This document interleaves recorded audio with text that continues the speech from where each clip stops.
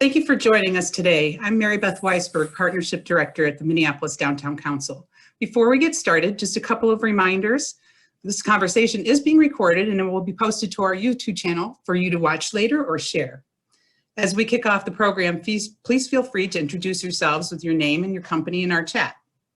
If you have questions that you'd like answered by the panelists at the end of the presentation, please use the Q&A function. We'll answer as many questions as we can as we near the end of the program. Now I'd like to introduce Leah Wong, Vice President of External Relations at the Minneapolis Downtown Council, who will moderate today's program. Leah, you're on mute, my dear.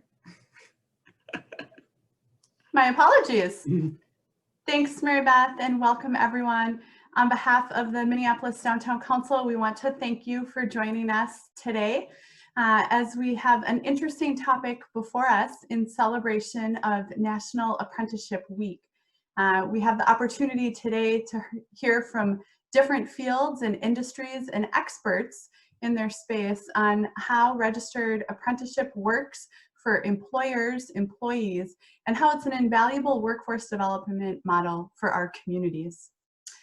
Before we begin that program, we do want to let you know that we have an upcoming program on November 18th, where we will be hearing from more of our leaders on how you can create bold cultural change in the workplace.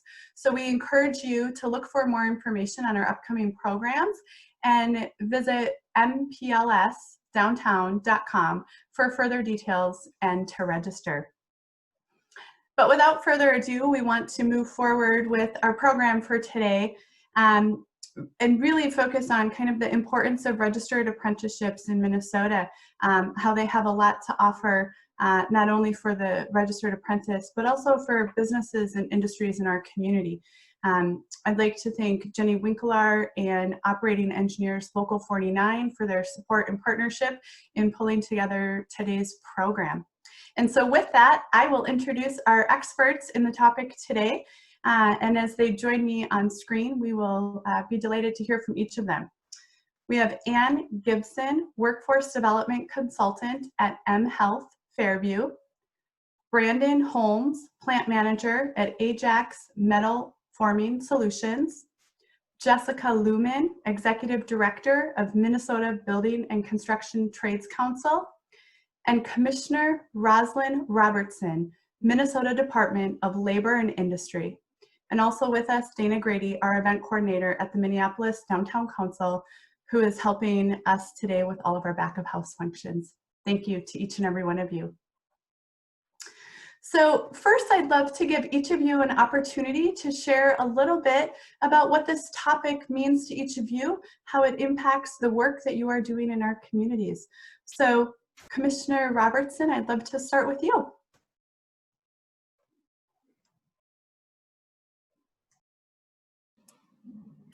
Good afternoon. I am delighted to be here, and I actually consider myself one of the world best apprenticeship cheerleaders.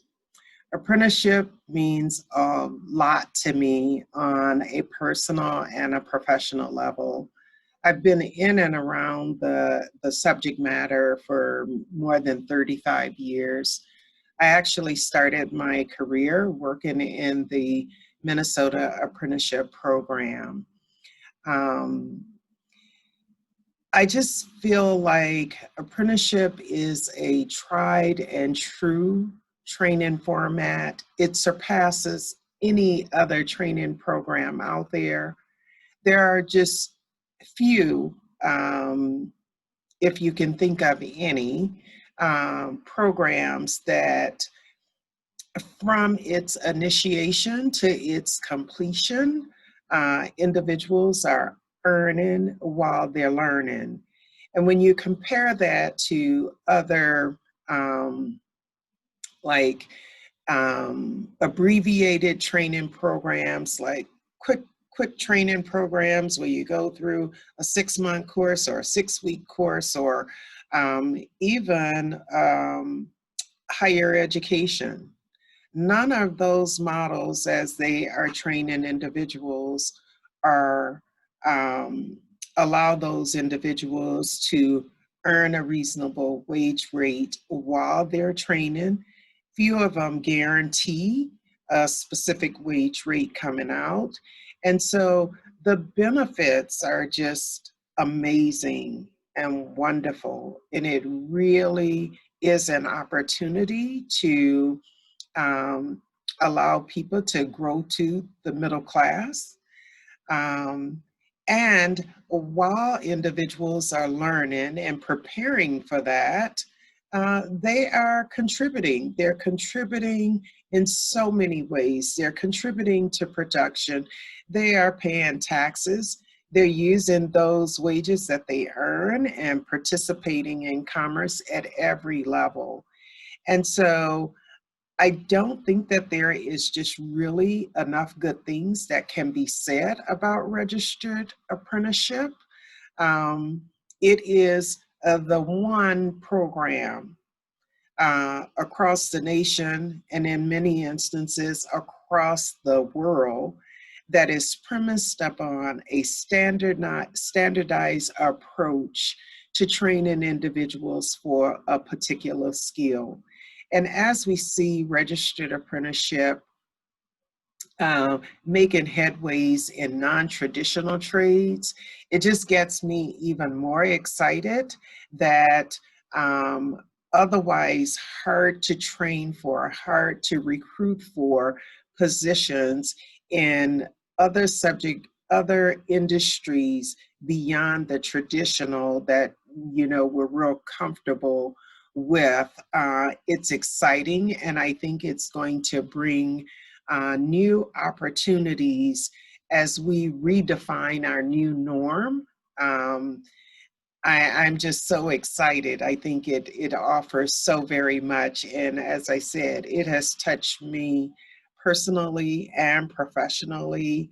I support it. I really think it's the best opportunity under many circumstances. And so I'm delighted to participate in the conversation today. And I will, I think I've said enough at this moment, and I'll yield to the other panelists. Thank you. Thanks so much, Commissioner. Maybe one more thing for you before we move on to the next is, I think it would be great if you could share just a little bit about some of the registered apprenticeship programs available in Minnesota as well. So folks are kind of all coming in with the same knowledge base. Oh, absolutely. Well, registered apprenticeship is the premier training tool for many programs. The building and construction trades rely on registered apprenticeship.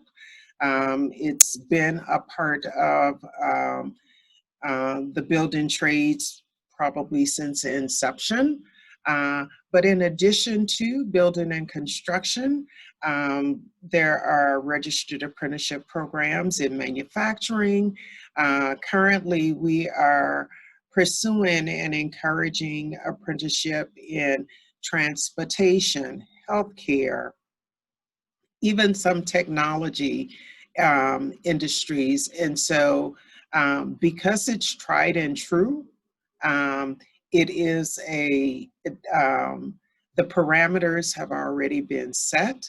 And so I believe that Minnesota have about 100 different occupations that are active where individuals are training to become masters in their craft. And so everything from printing,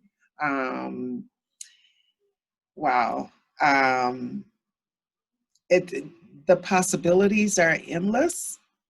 And where we identify new areas where we do not have apprenticeship standards already established, we are able to work with employers to determine if a new area is apprenticeable. And we do that by studying the dictionary of occupations, recognizing do those occupations already exist, and are there standards already out there, either at the federal level or even other states, contribute to our growth in this area. So there's lots of opportunities. We have the ability to train in diverse areas, traditional as well as non-traditional, and we are continuing to build out those opportunities. Thank you so much. I think that's helpful. It's fun to really start to see all of the different pathways and opportunities that are available in registered apprenticeship. So thank you, Commissioner. And let's move on to you. Would love to hear a little bit of the way that registered apprenticeship impacts your work at Health Fairview. Sure. Well, good afternoon, everyone. Commissioner Robertson and the Minneapolis Downtown Council can't thank you enough for hosting this event today, and it's a wonderful way to wrap up the end of National Apprenticeship Week. And I am doing my best today to fill big shoes of our Vice President of Talent Acquisition, Laura Beath, who has been involved and passionate about apprenticeship from day one and really brought it to Health Fairview. Just a little bit about us quickly. Health Fairview is a collaboration of University of Minnesota Physicians, and Fairview Health Services. We have 10 hospitals and about 60 clinics. We have roughly 35,000 employees. We also have an affiliate, a senior living, Minnesota's largest senior living organization and operator. Ebenezer is an affiliate organization of us. So we have memory care, transitional and long-term care, independent living, assisted living, kind of the full spectrum of care. We are very grateful to have been awarded a Minnesota Apprenticeship Initiative grant.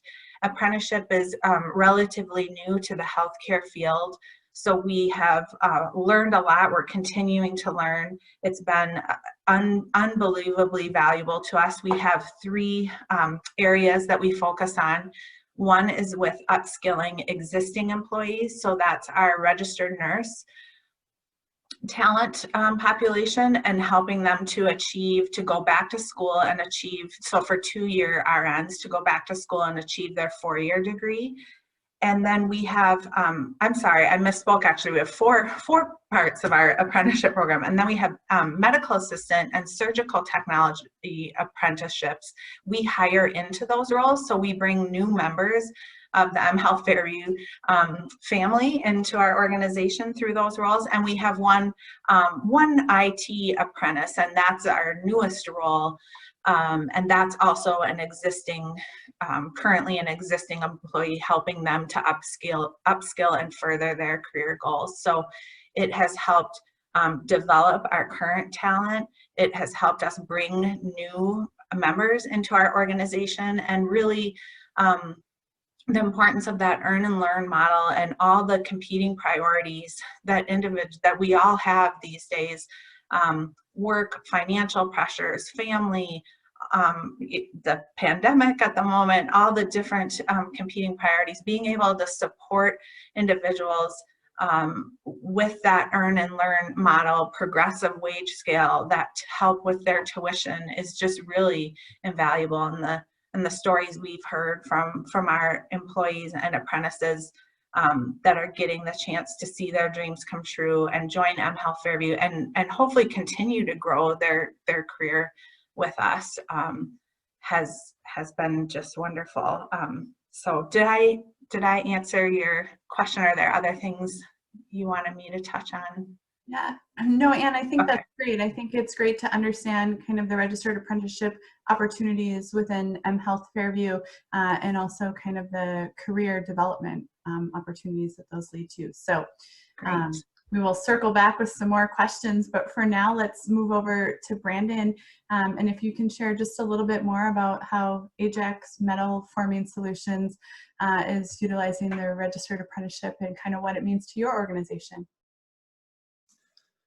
Yeah, I'd love to. First off, thanks for having me. Apprenticeship is something that's very near and dear to us, and we run a little differently. Unlike Fairview, we're a very small non-union manufacturer in Fairview, Minnesota. We specialize in short run, medium run, and custom sheet metal fabrication. We've been in business since 1945, so 75 years this year. So that's a good milestone for a small business. Our market served primarily is serving HVAC, refrigeration, transportation, commercial building, electrical enclosures, and auxiliary power solutions. Currently, we have 70 employees, which includes 20 journey workers who have graduated from the apprenticeship program. Currently 8 apprentices with 2 more starting in 2021. So we're excited to add those new colleagues into the program and get them going on the right path. Our current apprenticeships that we offer is production sheet metal, tool and die, punch press operator, as well as maintenance. Brandon, I think you accidentally went on mute. That's that technology again. My It apologies. is. It is. We're all still learning. That's all right. So apprenticeship really has helped develop our colleagues from just being a job to come to at a small manufacturer in the stamping and manufacturing business to extending that into a career and a lifelong career and continuing education, not only through the required hours through the apprenticeship program, but we really have been able to provide a standard format, not only for our 2-year and 4-year apprenticeship programs, but really beyond that to continue education and continue learning to be the best in the industry, whether our colleagues stay with us and make us very competitive and the most knowledgeable in the industry. If they choose to leave us, that those credentials from the apprenticeship program, becoming a journey worker, really provides them opportunity to go anywhere in the state, country, and in some cases anywhere in the world. So really, it's not only about developing our talent, but it's about bettering the entire industry across the board for us. Of course, we want them to stay here, but sometimes that's not the case, but at least we know we're putting very knowledgeable and educated people out into the workforce. So. Thanks, Brandon. I love that. Kind of the whole idea of we're better together, right? So if we're sharing qualified talent, that's a good thing for our communities. Jessica, would love to hear from you and kind of the work that the Minnesota Building and Construction Trades Council is doing. Great. Well, thank you so much. And thanks so much for having me today. I share the passion for registered apprenticeship of Commissioner Robertson and Ann and Brendan that this is just such an important part of our workforce development system in Minnesota. And sometimes we think maybe one of the best kept secrets. But we at the State Building Trades Council, when you think apprenticeship, oftentimes you do think of construction, and we are sort of that traditional area where apprenticeship has been the primary pipeline for the construction workforce for more than 100 years in Minnesota. And so just a little bit of background is, and this is one of the things that I think we'll get into a little bit more, but there is no one size fits all for apprenticeship. There's not even one size fits all for construction apprenticeship programs. We have 54 different construction programs in the state of Minnesota, most of which have their own training facilities. The construction trades and their partner contractors spend more than $30 million a year in privately funding construction training in our training centers. And really want to, just for scope, we have 70,000 union construction professionals in Minnesota. Currently, there are about 10,000 registered apprentices because that is the future of our construction workforce. But I can't stress enough that it doesn't matter whether you have 2 registered apprentices or 10,000 registered apprentices, the registered apprenticeship model can work for every industry and for so many occupations, and really want to encourage folks to think about outside the box for whether or not registered apprenticeship is a good fit for them in their workforce development system. The union construction trades in Minnesota are varied and diverse. We have about 18 different occupations and that's everything, just for context, that's everything from an insulator to a teamster to a pipe fitter, electrician, laborer, operating engineer. All of those different types of occupations are part of union construction apprenticeship programs. And really our goal at the council as an umbrella organization is to help grow Minnesota jobs that support Minnesota communities, develop Minnesota's current and future construction workforce, and ensure that there is diversity and inclusion in that workforce as we continue to grow. And so those are sort of the areas that we're focused in. Again, excited to talk about apprenticeship and the models that we use to really develop the future construction workforce, and really think about it is that it's not static, it's dynamic. There are new people entering this industry all of the time, and the way that they develop their own skills and that they can own their skills is through registered apprenticeship. Thanks so much, Jessica. I love some of the language you're using about how it's dynamic, how it's the best kept secret, right? And so love that we're having this conversation today, and kind of the challenge that is out there to industries to think about how these programs really can help to shape our workforce. So to dive right in, let's explore our first question, which is, how have you seen the use of registered apprenticeship impact workforce in your area? So Commissioner, maybe I'll ask you to start, and then folks can kind of chime in after that. But just really, how have you seen registered apprenticeship impact workforce in your area?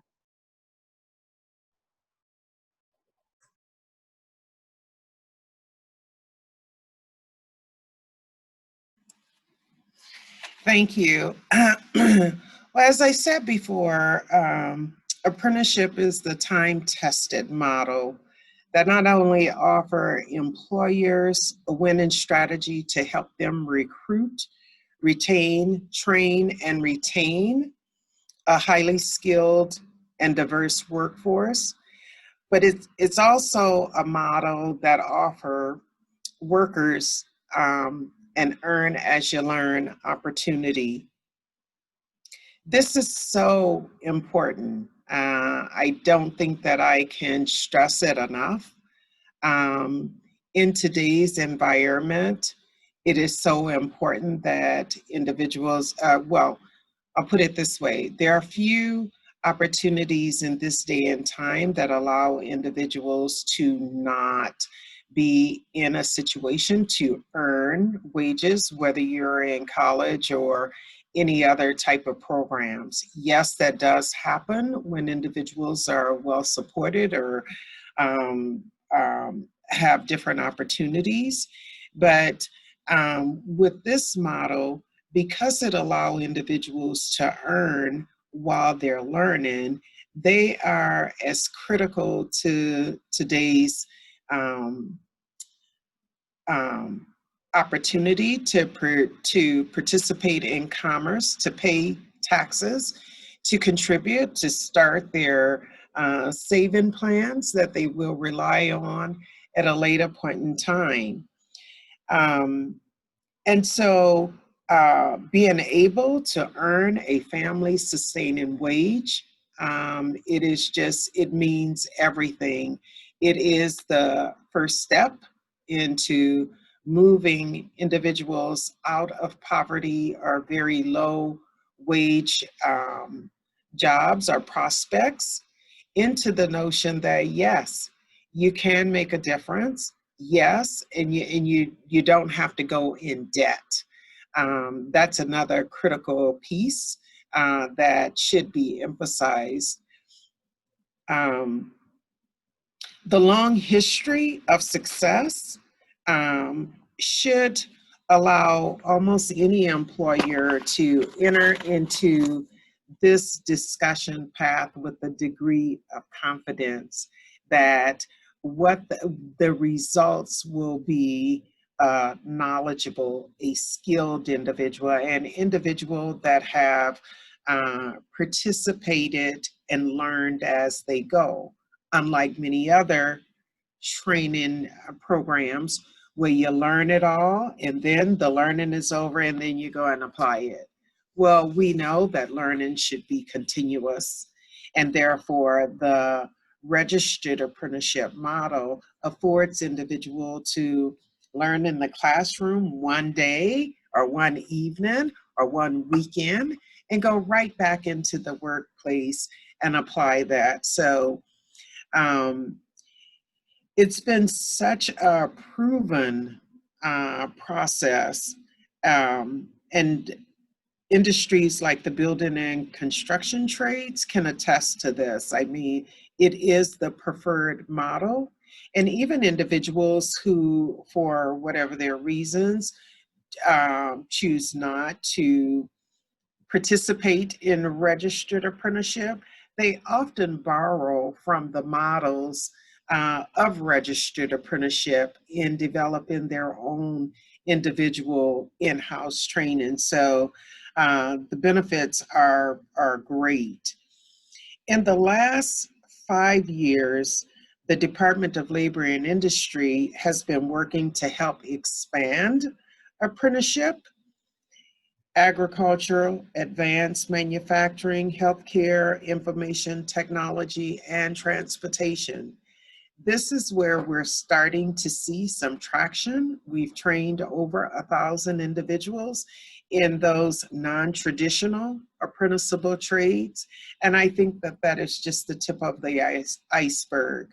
Certainly, if we are able to use registered apprenticeship as a model for training in those 5 areas, certainly we can apply it even further. And so I see it being utilized. I'm encouraged by the state and national support for the Department of Labor and Industry to be able to provide support to Minnesota employers as they attempt to overcome the challenge of recruiting and retaining the individuals with the necessary skills in order that Minnesota as a state remain competitive. It's just extremely important. We have helped nearly 70 sponsors in building and launching over 45 occupational programs.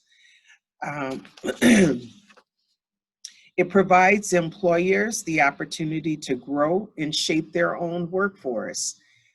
Several years back, there was a common theme where as I would go out and engage different employers and visit work sites, the common theme was we can't find the people that we need with the skills that we need.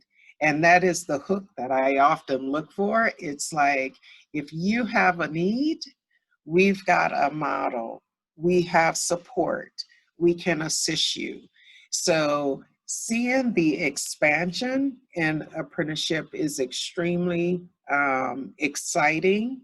I agree with Jessica that this is a dynamic process. There's nothing static about it, because in all industries, processes change at different times, and therefore you have to have that ability. Well, individuals who have gone through a registered program embrace the concept of continued learning. And so certainly we're all sitting on the reset button at this time, but I don't believe the challenges for finding qualified, prepared individuals is just suddenly going to disappear. That's not how it happened. And so employers that have very specific needs, who are challenged either because of low unemployment or just not being able to recruit off the streets for the talent that they need, apprenticeship offers them a model that they can use. They can apply it to their current workforce to grow their skills, and they can also use it as a recruitment tool. We believe that individuals that go through registered apprenticeship tend to be more loyal to those employers that have invested in that training. Yes, they can go, and fortunately, the skills that you learn in apprenticeship are portable. They can go with you to the next employer, to the next state, and oftentimes around the globe. So the benefits are great. And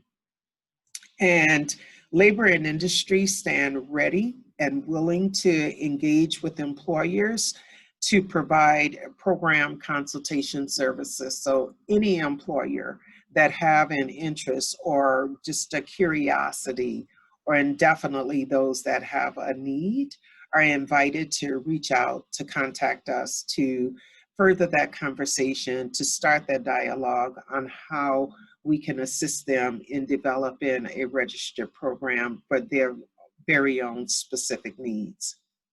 Well, that's great, Commissioner. That offer is lovely, and appreciate your comments on that.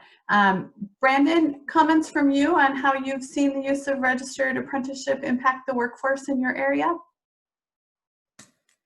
Well, as I stated before during the introduction, it's really brought our industry, or our facility more specifically, up from just being a labor day-to-day job, so to speak, and into a career, all while working with the Minnesota Department of Labor and Industry to develop apprenticeships specific to our needs and what we do.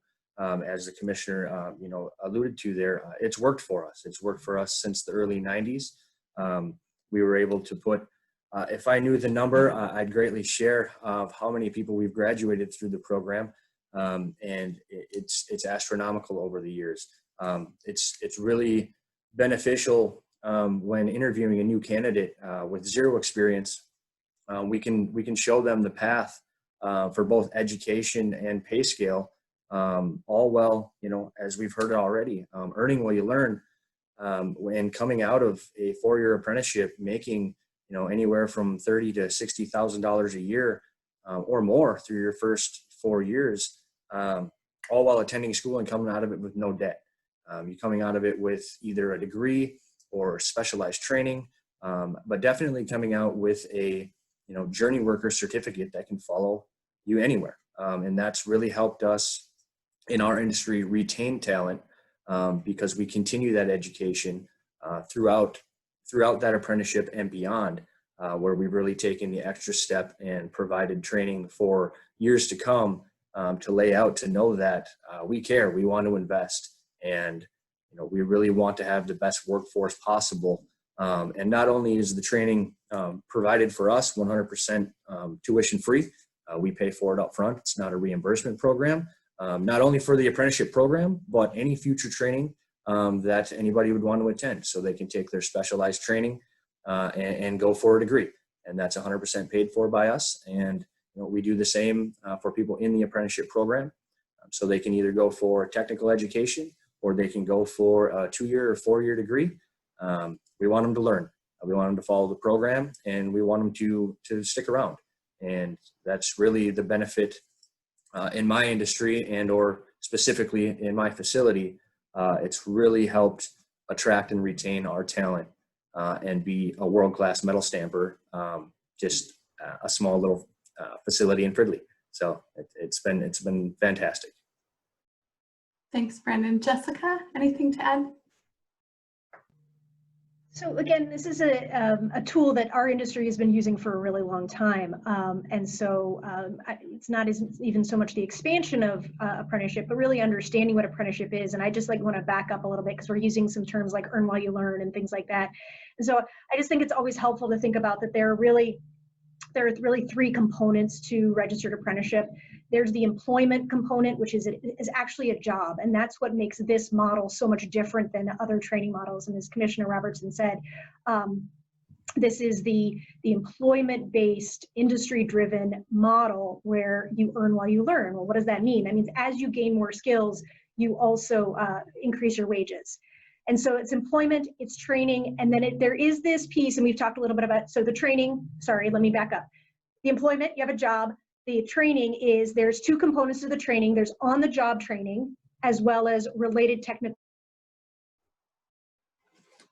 instructions. It can be customized for your programs. There are some minimum requirements under state law around what a registered apprenticeship program includes, but once you've met that minimum level bar, it really is the program that you customize for your program. And those are the programs that are then registered, which is the third component, is that it has state and federal recognition. The programs themselves are registered with the Minnesota Department of Labor and Industry and Commissioner Robertson, and then they help monitor, make sure that they're being implemented appropriately, and that they really are delivering on what is in the best interest of the apprentice every single day.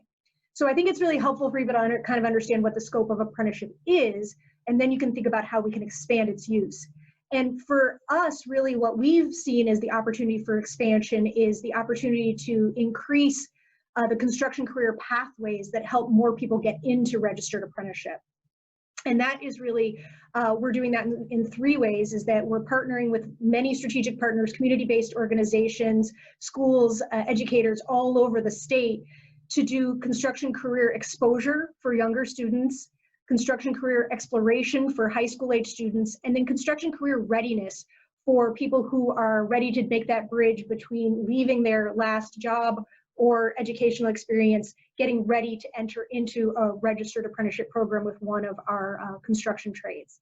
So that's the area where we've really been investing more, and our industry has been investing more, and we're partnering with our contractors to make sure that because we have this great training model, that more people know about it and more people can get into it. Thanks, Jessica. It's helpful. Anne, any comments from you? And then we'll move on to another question. I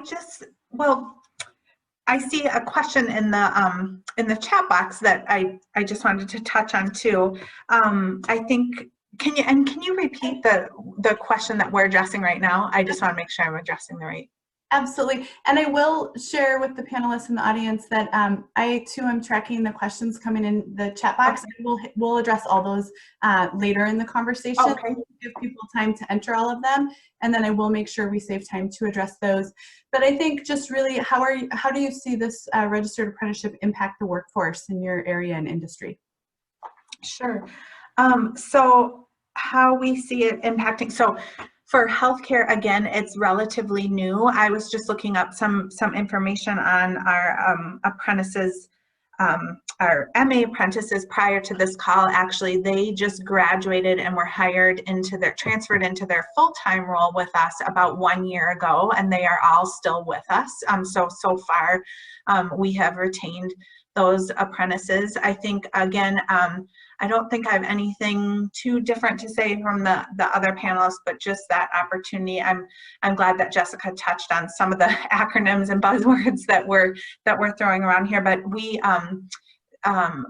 are able to offer that progressive wage scale, and with that, in our apprenticeships, you have to be at least a 0.6 FTE, and that means that you're benefit eligible. So those apprentices also have access to our tuition reimbursement, to medical, dental, 401k, all of those benefits that go along with that. And then the education partner that we partner with for the roles that we hire into is also able to offer 20% tuition discount. So we really try to rely on those stackable benefits, and that means it's not only the very generous advantage of having the grant from the Department of Labor that we're so pleased to offer these apprentices, but we can also pair that with our Health Fairview benefits to cover as much of their education costs as possible.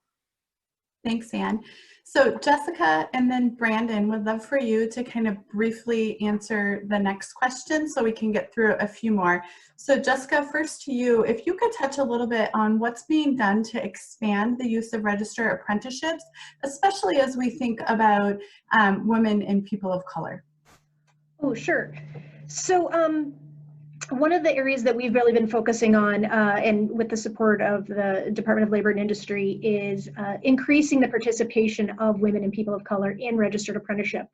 And that has been an incredibly successful effort in many ways, and yet there's still so much work to be done. Currently in Minnesota, in the union construction industry, our registered apprenticeship participation is about 20% people of color. And we're still at about a little under 7% women. And keep in mind that because this is our pipeline, this is our pathway model, that when we look at the registered apprenticeship population and demographics, that is the future construction industry demographics as well. And so the areas that we've really been focusing on is, again, in some of our career readiness programs and in some of our partnerships with community-based organizations, is making sure that we're doing everything that we need to both attract and recruit women and people of color into registered apprenticeship programs. And then also really thinking about several things related to how do we think about a retention model even before they've started. And that's something that our partners in other industries have been doing for a while. And so those areas include identifying, creating and supporting affinity groups, really thinking through the mentorship, which is part of the on-the-job training. How does that support women and people of color? And then the sort of the number one thing is, how do we make sure that the commitment is shared by all 2,100 employers that participate in hiring registered apprentices across the state, so that we both recruit them into our programs and they continue to get that number one retention tool, which is work, so that they can continue to move forward in their program. Thanks, Jessica. Brandon, do you want to add on to that? Yeah, this is a great topic to get women and people of color into the apprenticeship. I'll toot our own horn over here. We were the first manufacturing facility in the state of Minnesota to graduate a woman into to be what was then a journeyman is now a journey worker in the late 90s when Minnesota had to change that when we graduated the first woman into to be a journey worker. So that's something that's near and dear to us, and we spend a lot of time and effort reaching out to the pipeline programs, working with Minnesota Department of Labor and Industry, on all the different programs trying to bring women and people of color into either our industry or getting out and just educating them on the different opportunities that there are, whether it be construction, plumbing, pipe fitting, the 100 or more apprenticeship programs available. And we certainly spend a lot of time in tech schools giving seminars on what an apprenticeship can do for them, which really hits home to someone who's in a tech school program, going for something that they're trying to get into a career path, to let them know that they can take a route and they will no longer have tuition. They can get with a company who specializes in what they're interested in and have their tuition paid for. We also spend a lot of time in high schools. I go to 4 different high schools twice a year, giving presentations at the beginning of the year for the senior students, and then at the end of the year again for the senior students and the upcoming senior class when they go through their career week. So I work with a lot of career counselors to try and get the youth, women and people of color, the knowledge to know that they don't have to go to a 4-year college to maintain a livable wage and to be a productive member of society. So those are some of the things that we do. It's very important to us to keep it very diverse and keep the workforce coming in from the streets, from the schools, and everywhere we possibly can. We spend a lot of time and effort on that. So. Thanks, Brandon. I love how you brought the youth into that and kind of the next generation of the workforce. So thanks for that. And thank you, Jessica, as well. Anne and then Commissioner Robertson, it would be great if you both could share a brief success story so that we have time then to get to the questions that are in the chat. So Anne and then Commissioner Robertson. Sure, and I just briefly want to touch on the equity and inclusion topic too for Health Fairview. I would echo that it's extremely important to our organization, in particular to hire from the communities in which we serve. And that is something we're very committed to, and our community partners play a key role in that. So organizations like Project for Pride in Living, Emerge, Job Corps, the International Institute, and many more. Those partnerships are so key to us to getting the word out and reaching that talent pool. So I just wanted to touch on that for our organization as well. And in terms of success story, again, I think the apprenticeship is relatively new to us, and I think that the numbers for us at the moment we'll be excited to see as the months and years go on how many we're able to retain. But I really liked what was said earlier too. What Commissioner Robertson touched on is that. Ultimately, of course, we hope the apprentices stay and continue to grow with Health Fairview, but that the credentials or degrees that they've earned are portable and they go with them, and that is a wonderful thing as well. But we have 147 RNs with their 2-year degree that have gone on to achieve their 4-year degree. We have 5 MA apprentices, or 6 total that we hired into the organization. 5 have completed and they've been hired into a full-time role and have remained with us. And 1 is in her externship phase. She's just finishing up her program this December. We have 5 surge tech apprentices, and 3 have completed, and 2 are in the final stages of completing their program as well. And then we have 1 IT apprentice that's in the midst of his 4-year degree as well. So we're just really pleased. We have 33 remaining spots or individuals that apprenticeship spots that we're able to use in our Minnesota Apprenticeship Initiative grant, and we are doing everything we can to use, you know, up the entire opportunity. And so while I don't have an individual story to share, I just think it's been wildly successful, and we can't wait to hear the personal anecdotes as time goes on. Thanks, Ann. Commissioner, do you have a story you could share with us?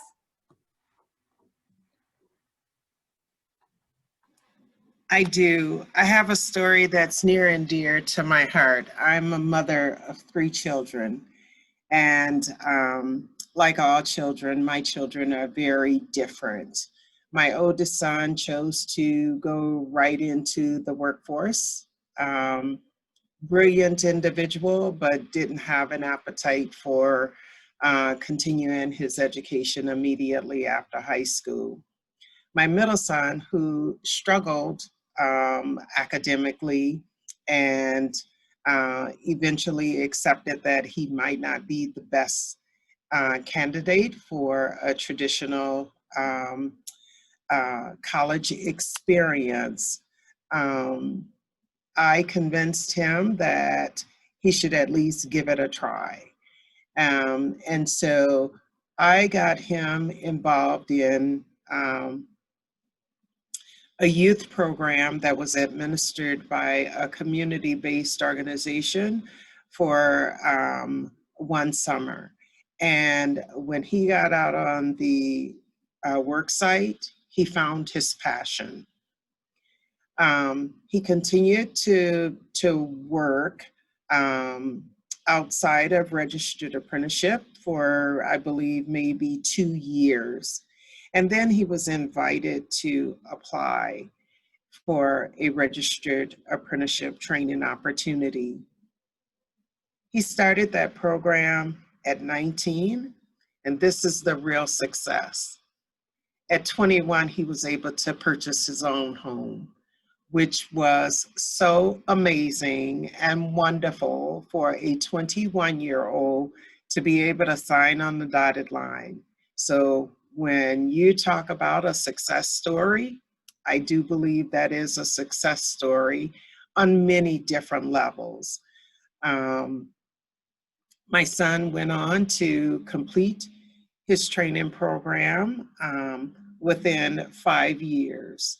So now he is a 26-year-old individual, a homeowner for 5 years, adulting in every imaginable way. And the real beauty is I get to continue to love and support and guide him as his mother, and I don't have to make any financial investment because he is as stable and dependent as any 50-year-old. And through his training, now that he has completed his apprenticeship program, he continues to be interested in higher education. So now that he has a good job and he has stability, he can go back and engage, look at higher ed opportunities, and now he's taking classes because I want to learn more about that. And so I cannot be more proud. I could not be more committed to the model of registered apprenticeship because I truly know personally what it can do. And it has secured my son's future. He has a 401k. He has more money saved in the bank than individuals that are twice his age. He has lots of room to grow. Now he is considering, what else do I do with this opportunity? How can I enhance this opportunity that I've been given? And so some of those hard decisions that was tough early on, now he's a journey worker. He is earning a middle income. He has a pension to look forward to, and he has the ability to save, earn, buy all the fun things that individuals his age are super interested in. But most importantly, he's able to support himself, and he's actually able to sustain a family. He doesn't have a family at this time, which gives him even more opportunity to work hard, save, and be better prepared for when he does have his own family. Now, in addition to that, I know lots of great success stories. I have seen individuals go into registered apprenticeship pretty wet behind the ear and really looking at things as just a job, just as a paycheck. And over a year to 2 years to 3 years, I've watched those individuals grow and develop, become more mature, understand that they've started a career, not just a job. So I find it very, very exciting. One thing that I did, the other successes that I see is the expansion and the commitment from all registered programs to do all that they can to open those doors to women and minorities, and make a personal commitment that they will work hard, not just to recruit, but really to retain individuals. And I think it's borne out in our statistics. We have women, we have veterans, we have people of color, and then we have all other individuals with disabilities, individuals that are just mainstream. So it is just, the benefits of it are so significant and so great that I really cannot say enough good, because I have seen it, I've studied it, I've administered it, and now I'm living it through the lens of my son.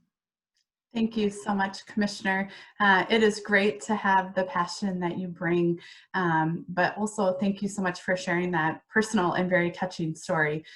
We appreciate the leadership that you're bringing for our region to this topic, and love kind of that you're walking out the work as well. So thank you for that.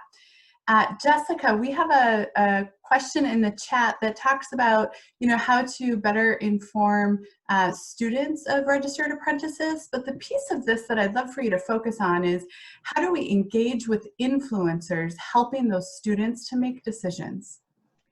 Great, thanks. Well, I want to just highlight a couple of things. There, as I said, we have some strategic partnerships that we really focus on these areas with. One, I would like to direct folks to constructioncareers.org, which has lots of videos of success stories, to your previous question.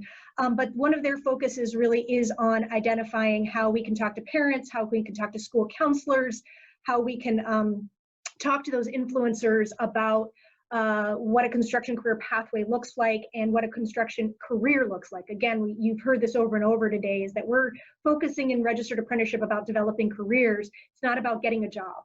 And so the constructioncareer.org place is a great place to start.